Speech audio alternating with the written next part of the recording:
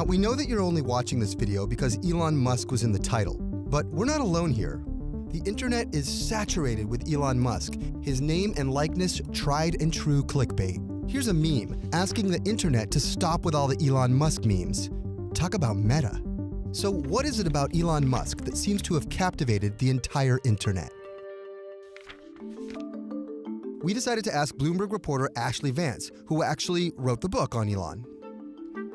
I think after Steve Jobs died, there was this hunt to see who was the next big figure people were going to latch onto, and Elon emerged as the cult-like figure that really stood out. Building rockets, electric cars, nobody else does things like this. He's a force in society that's like a cross-pollination of Thomas Edison and Tony Stark. Over time, he's just come to embody this Tony Stark-like figure more and more. Yeah, I can fly. He is probably the biggest risk taker on the planet. Every single time one of his companies does well, he seems to just go all in again and take another even bigger risk, and he seems to enjoy living on the edge at all times. You know, Elon ultimately is this huge brand, even more so than his companies. Musk got his business and physics degree from UPenn, and he pursued a PhD program at Stanford for a short time, but changed course to pursue business opportunities with his brother Kimball. His first big payday came from a company they launched together called Zip2. Zip2 began as a sort of online Yellow Pages, offering local businesses a way to launch a web page on their platform, but it quickly went national as a way for newspapers to harness the power of the burgeoning internet.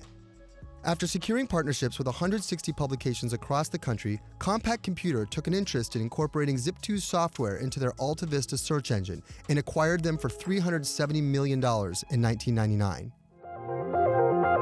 Elon received $22 million from the sale. It is a moment in my life. Musk then spent about half of his new fortune to create one of the world's first online banking systems called X.com. X.com quickly merged with a competing financial software company founded by none other than Peter Thiel called Confinity. Confinity eventually morphed into PayPal, with Musk its biggest shareholder and CEO. PayPal was sort of a disaster for Elon. He ran the company for a few months to about a year, and then there was this massive coup. Co-founders Peter Thiel, David Sachs met one night while Elon was away on vacation and threw him out of the company, more or less. But Elon remained a majority shareholder, which was ideal when PayPal was bought out by eBay for $1.4 billion. Elon personally made around $170 million from that. Now, if most people were to receive that kind of money at the age of 31, they would likely check out for a bit, buy an island and a boat, listen to the ocean breeze for the rest of your life. But not Elon. He ends up putting about $100 million into SpaceX, $70 million into Tesla, and then $30 million into Solar City. You're more or less just literally lighting your money on fire. And that's exactly what he did. Both SpaceX and Tesla remained notorious money pits for over a decade. The Dow off more than 500 points. This is what financial Armageddon looks like. In 2008, the whole economy is tanking while he's trying to raise money for these companies, and he's blown through his whole fortune. Rockets are just extremely difficult. He has to take loans from friends. Tesla stock voted by Wall Street as the least likely to succeed. At the same time, he's just had a divorce. It was the darkest time in his life, without question.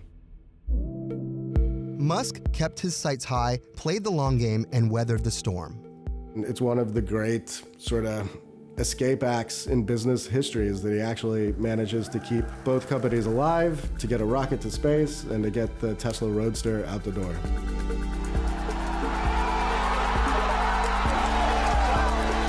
Today, Musk has a 54% stake in SpaceX, which is valued at $33 billion and has become the #1 private space exploration company in the world. Tesla's profitability has remained spotty over the years, but in 2019, they posted a quarterly profit of $143 million. A few years ago, people were laughing at you. Now, not so much. I mean... Okay. Today, Elon Musk's total net worth is at around $23.6 billion. And alongside SpaceX and Tesla, Musk has launched multiple future-facing side projects like the Boring Company, OpenAI, and Neuralink, all of which are inspired by a passion for making science fiction concepts a reality. But ultimately, Elon has his sights set on redder pastures. We should really be setting the goal as the creation of a self-sustaining civilization on Mars. When SpaceX first started, the idea was to make rockets that were just much cheaper than the competition, but always lurking in the back of his mind, the real true goal of the company was to make a rocket that could get to Mars and start a human colony. Over the years, it's oddly become a lot more realistic, and they're already building a spaceship that he actually thinks will get to Mars.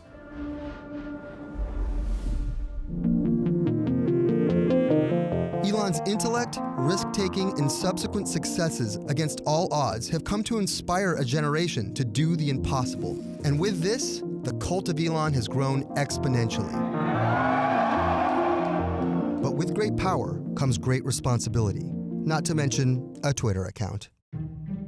Somewhere along the way, he decided to also just let the kind of bullying part of himself come out and pick fights and say really outlandish things, and it's done nothing but get him in trouble. In 2018, the SEC fined Elon $20 million for floating the idea of taking Tesla private, but that didn't stop him from tweeting that Tesla was going bankrupt as an April Fool's joke.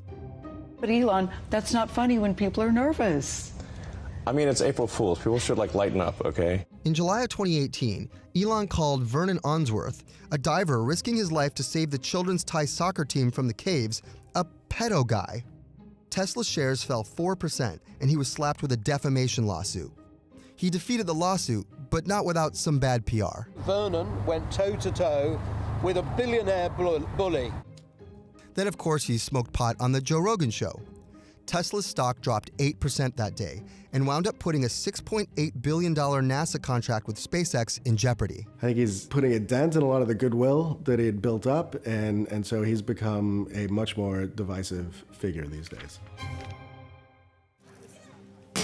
Oh my God. Well, Elon's going to be better behaved moving forward. He hasn't given us a lot of indications of that. It seems to be going the opposite way. His behavior seems more erratic than ever. He now really relishes being in the spotlight and seems to want to try to one-up himself all the time just to keep this thing going.